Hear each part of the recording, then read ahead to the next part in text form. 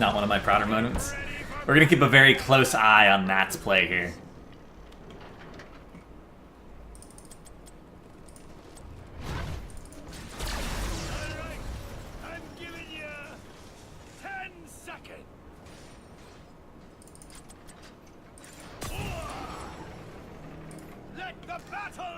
So this is a 4v4 at vision, just reasonable. Zagara needs to go to her lane. If you can go to mid and then rotate to your lane without it taking more than like 20 seconds, that's reasonable. But otherwise you need to go immediately to your lane as Zagara because you need to start spreading creep for the safety. Particularly on black hearts, it's always better to spread creep. In fact, I think the ideal thing, if you're Zagara, is actually to start here. Come here, put one creep tumor here, and then come down and start spreading your creep here to set up for the chest. I didn't do that because I was being pretty conservative.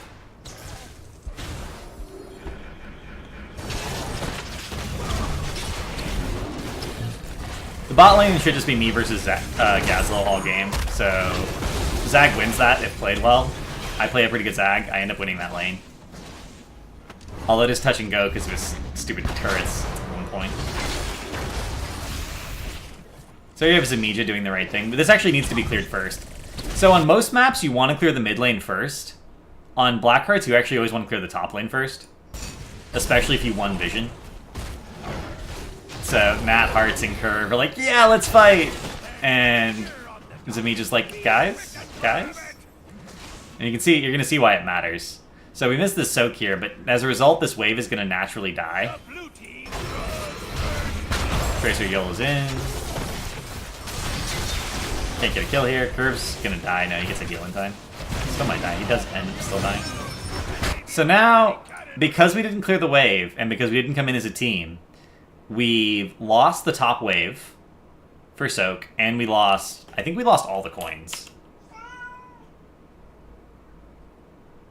Somehow we got most of the coins. Oh, I mess up here.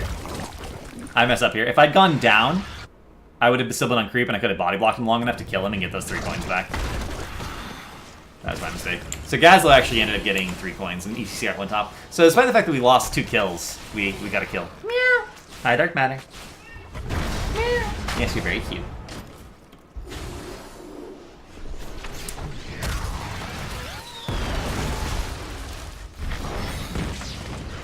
I don't know why my team is down here. Like, I guess they're following around the Li Ming and the... Up. Come here. Come here.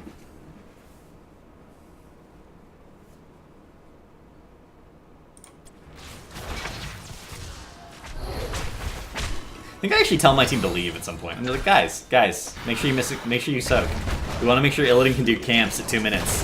And you need to be top for that to happen. They do eventually back off and leave. Yes, we're gonna have a shoulder cap for a little while. God, he's purring so loud. This is Dark Matter, for those of you who have not met my cat before. Well, one of my cats.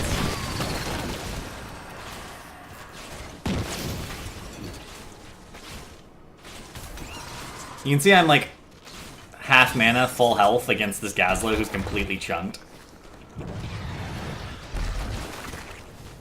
Gazlo flies down, or Gazlo, Falsehead flies down for the relief. Illidan's doing camps. Everyone else is just harassing and soaking the lanes. So this, from this point onward, for like the next 6 levels, this should be the dynamic. Hearts, Nat, and Zamija soak these 2 lanes. I soak bot, Illidan jungles, and as soon as you have enough coins and everyone on the enemy team is visible on the map, he just goes and turns in for free. That should happen at least twice. I'm not saying it does happen, I'm just saying it should happen. Poke beef. I ate some damage there. It's a little bit of a mistake.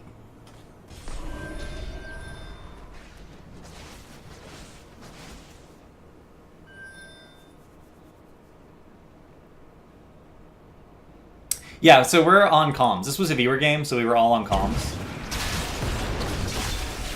As the solo laner, sometimes I don't notice things, because I'm very focused on, you know, winning my lane as hard as possible.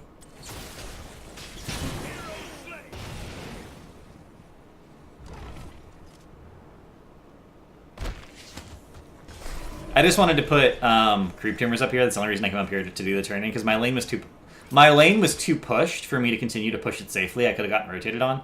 So I came up for the turn in. The Falstad tried to stop me, and my team was on top of him, and he died.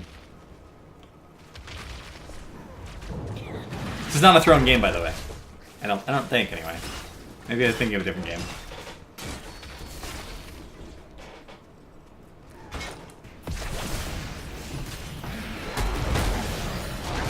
Good overpower by Nat. Guys, I talk about... It's still relevant. I talk about my Diablo video. Dark Matter is super happy. This is Dark Matter's happy place. He's completely boneless right now, except he's pawing at my back, and he's purring so loud. I ended up being overly aggressive here, but I wanted to get that wall, and I didn't. And I don't have tap available either, unfortunately, so I have to completely back. But my lane's so pushed in that it's whatever. And we can see Curve doing Illidan things, just getting the free turn in while the other just soak. Alright. And again, this is not ideal because this tower hasn't taken enough damage to guarantee this fort. But now that we have the talent tier advantage, we can probably force a fight. I specifically do not help with this camp. If I had gone down here and tried to help with the camp, the minions would have seen me. Illidan can solo the camp. There's no reason to give the enemy team information about what's going on underneath me.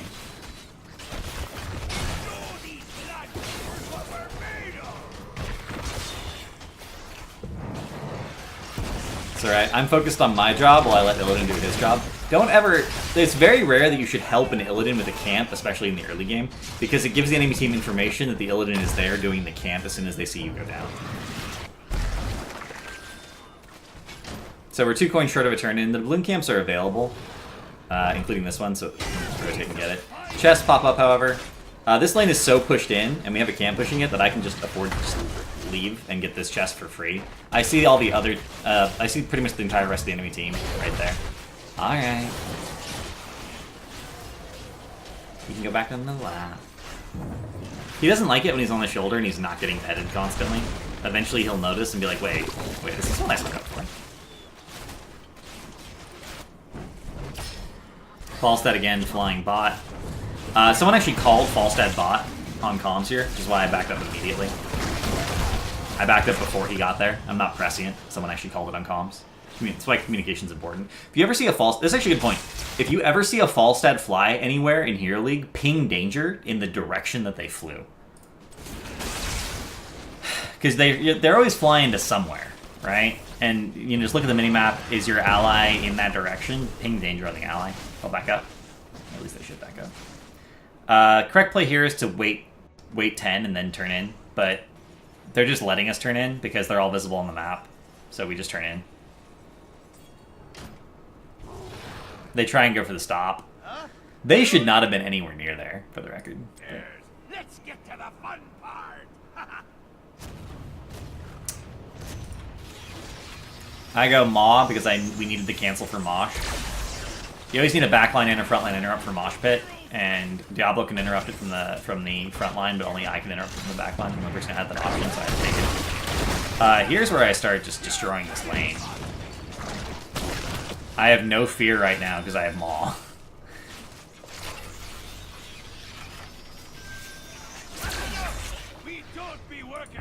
They can easily do boss if they really want to.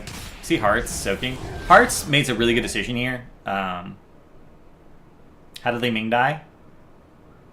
Diablo? No, it was probably the Tracer. You can actually check. Yeah, it was the Tracer. What do I mean frontline interrupt? That's actually a good question. What do I mean by a frontline interrupt? Your ranged aren't melee heroes. So if you're a ranged hero, you shouldn't be standing next to your heroes who are melee. Heroes that are melee have to actually be adjacent to the enemy team to do anything. Heroes that are ranged can stand way far back. Right? So when I talk about a frontline and a backline interrupt, I mean a melee hero on your team needs to be able to interrupt Mosh, and a ranged hero on your team needs to be able to interrupt Mosh, or 2 ranged heroes need to both have an interrupt, and those ranged heroes need to never stand next to each other.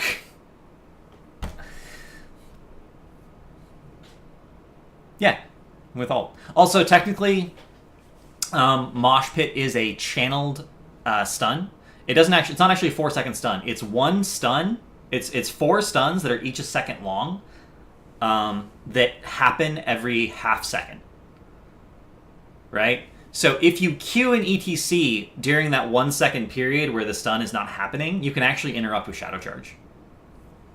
But the reliable way to do it is the APOC. Which is why occasionally you'll see Bright Wings like Z onto someone who's being moshed, and then they'll immediately be able to polymorph even though they're technically in the mosh. The pulse hasn't happened, so they don't get stunned. But it is timeable. It is something high-level Diablo players can do consistently. It's just really difficult to interrupt mosh with Q consistently. It's like playing it's like playing any sort of like rhythm game. If you've ever played Crypt the Necrodancer or something, it's kind of like that. You just gotta hit that like half-second window. You gotta be on beat. They try to kill me. I burn Maw to make sure that I don't die. Put another Creep Tumor down on Hearth. The reason I'm putting a Creep Tumor down here is because I have 3, and I know I'm gonna be back, so I just need to, yeah.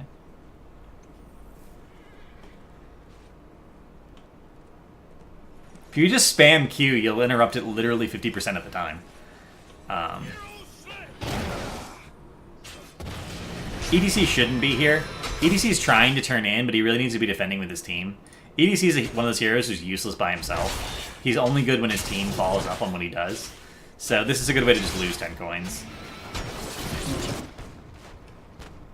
How did Falstad and Li Ming die? They were defending against the boss. They're just making really bad decisions. They're taking fights without their tank versus a tank, a healer, and a range damage.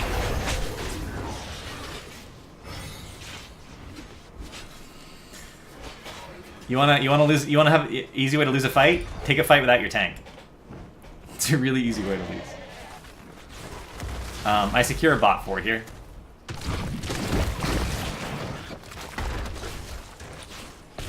Yeah, Nat caught them out as Diablo, which, I mean... So, I talk about this in my Art of the Tank guide. Tanks, as a rule, are responsible for engaging for their teams. If your tank's not there, and you try to engage on a team that has a tank, the tank will engage on you and you will die. So you guys want to see kills? Here. We'll show you some kills.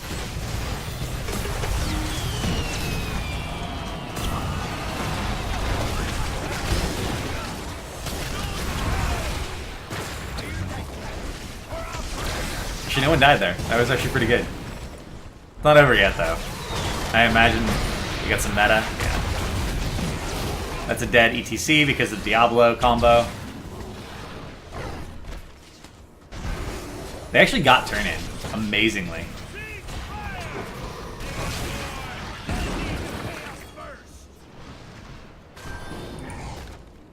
We're gonna get turn here. This turn won't get middle keep, unfortunately. But at this point, we're just destroying the map. I'm sorry you didn't see the Ming die. Do you have something against this Ming personally? Like, you seem to want to see the Li Ming die more than anyone.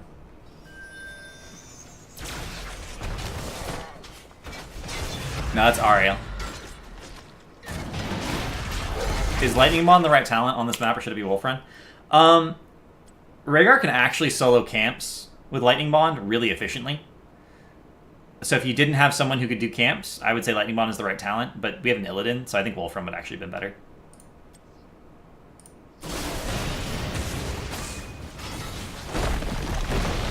Whiffed my Maw here. We now have no interrupts for Moshpit, but it's okay because Moshpit's down. Gust is back up. We have an engage potential here. Nat could actually easily kill Dark Templar here just by comboing him. And because of getting combo on the EPC instead. Ends up being fine. Ancestral comes in, Ariel ends up dying. I don't think Falstad can get out of this. No, Curve turns around, but Gazla ends up going down. Beefhammer, very, very, very low. We might get the charge now. We have the dash. That's dead. Li Ming's the only hero that lives this time. We, like, forgot a coin here.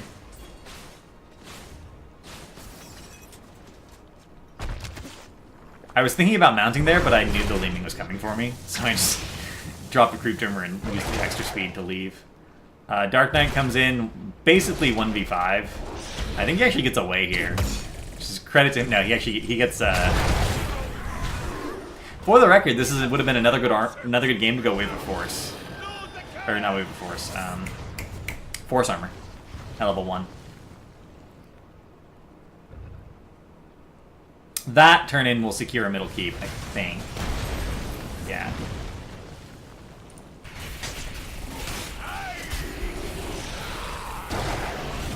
Li Ming is considered the best mage in Korea right now. Outside, if you don't count Falstad, Li Ming is considered the best mage in Korea. But Koreans are really good at focusing fire and getting kills, which gives her resets. So that makes sense to me.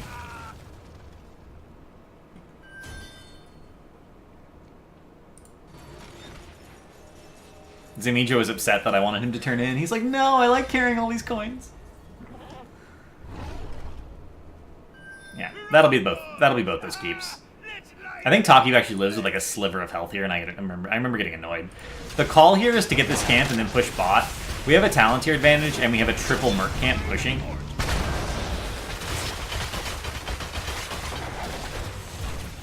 Ariel ends up distracting us for a little bit, but she dies eventually, and they do get a little bit of a clear. I think Illidan keeps doing camps. We get him. Okay. All right. So Nat shadow charged over the wall. Over the wall. Don't do that as Diablo. And it ends up baiting us into a gravity lapse as we try to save him. And as a result, there's a huge mosh pit. That was my mistake. I should have been further back. But if I had been further back, if Illidan had been there, and I'd been further back, we actually would have won that fight.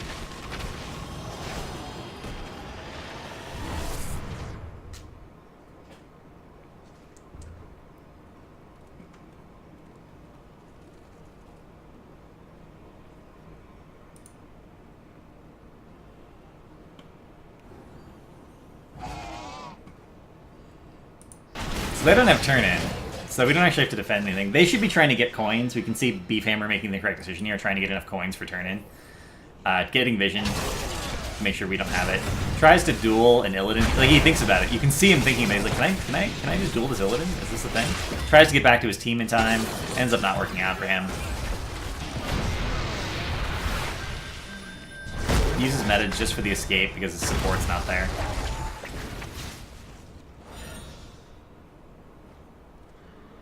What about Gravity Lapse? The enemy team backs off. We can just do boss now. I think that's what we do. Boss is the right call here.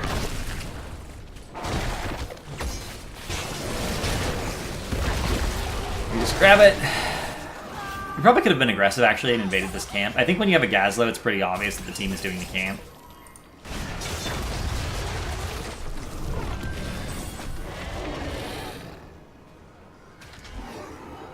Gravity Lapse is the name of Kael'thas's E talent, his stun. Or E ability, I should say. And boss ends. It's really not. I'm not sure why you guys wanted this game to, like, gone over.